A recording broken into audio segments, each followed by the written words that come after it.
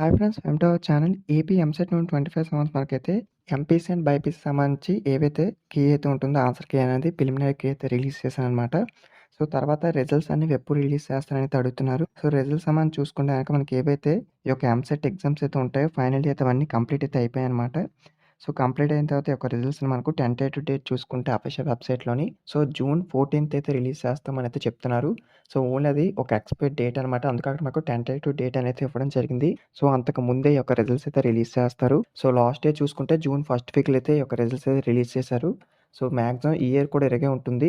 ఎందుకంటే ఆల్రెడీ మీకు ఎగ్జామ్స్ కూడా కంప్లీట్ అయ్యాయి కాబట్టి, సో, ఫాస్ట్‌గా మీ యొక్క రిజల్ట్స్ అనేవి రిలీజ్ చేయడానికి చూస్తారు ఎంసెట్ బోర్డ్ అనేది. దాని తర్వాత కౌన్సెలింగ్ డేట్స్ కూడా రిలీజ్ చేయాలి కాబట్టి, దానికి కొంత టైం పడుతుంది కాబట్టి, రిజల్ట్స్ అనేవి చాలా ఫాస్ట్‌గా రిలీజ్ చేస్తారు. వన్స్ మనకు దానికి సంబంధించి మనకేమైనా అప్డేట్ వస్తే మీకైతే ఇన్ఫార్మ్ చేస్తాను. సో, సబ్స్క్రైబ్ చేసుకోండి. ప్రతిరోజు ఏమైనా లేటెస్ట్ అప్డేట్స్ వచ్చినా సరే మీకైతే ఇన్ఫార్మ్ చేస్తాను. పక్కన ఉన్న గంట సింబల్ కూడా ఆల్ నోటిఫికేషన్ పెట్టుకోండి.